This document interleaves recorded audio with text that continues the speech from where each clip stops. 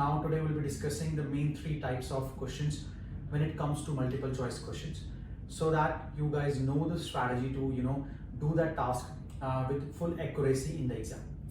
Over to you, 𝗙𝗪𝗻. Please explain what are the three types of questions or types we're going to discuss today.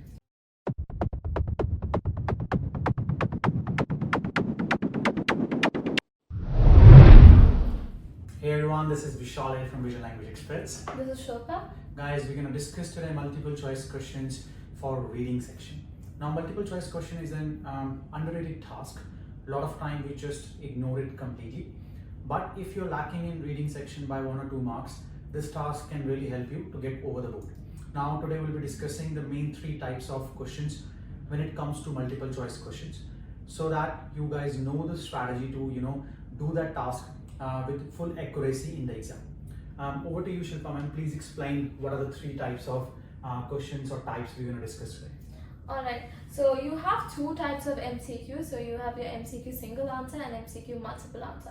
As you guys know, we have a rollover time going on your reading module, so we should be careful that we do not spend more than 30 seconds per question in both of these tasks.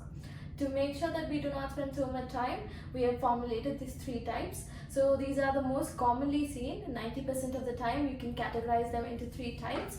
So the first one is a main idea or topic question.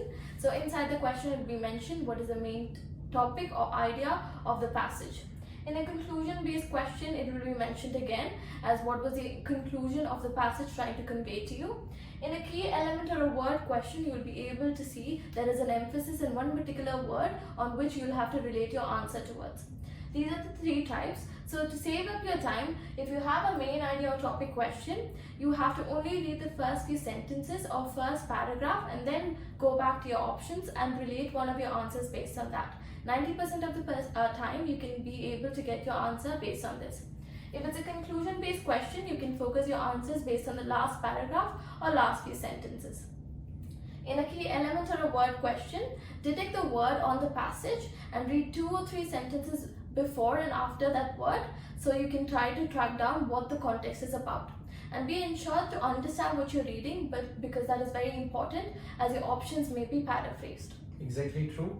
Now guys, as 𝗙𝗪𝗻 explained the very first, which is a main idea or topic, you really need to understand the very first passage or a few sentences of the passage, the very first few sentences of the passage.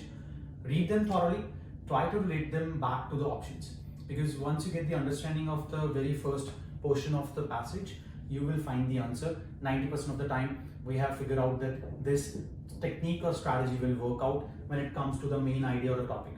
The second question based, which is a conclusion based, as 𝗙𝗪𝗻 already explained, look into the last portion of the passage, right? So because there will be ending sentences, so when they ask what is the conclusion in this passage, directly go to the very end of the passage, read that passage thoroughly and go back to the options again and then try to figure out the answer. And then the third type, which is a key element of the word, as Ma'am has already explained, try to figure out the word which they are asking in the question, try to look that word in the passage itself as well, and try to read the sentences before and after. And that will really help you to save time, and accuracy level will increase significantly. Why? Because in this task, students tend to spend a lot of time, and that's why they lose time for the valuable tasks as well.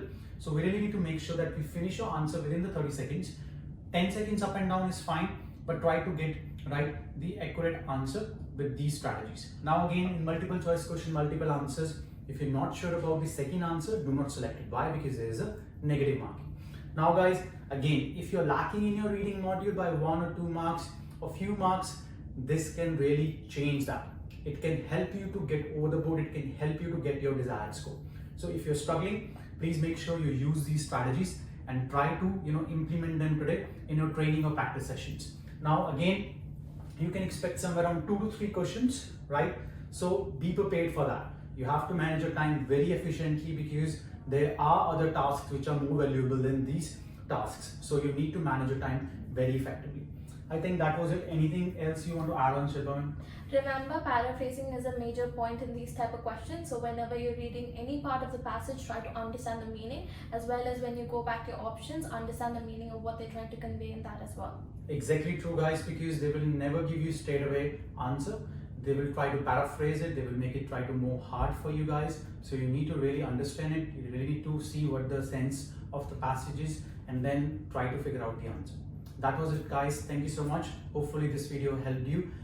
If it really helped you, please press the like button and share our video with your friends as well so they can also use this strategy in the upcoming exams. Thank you guys, see you guys next time, all the best. Thank you.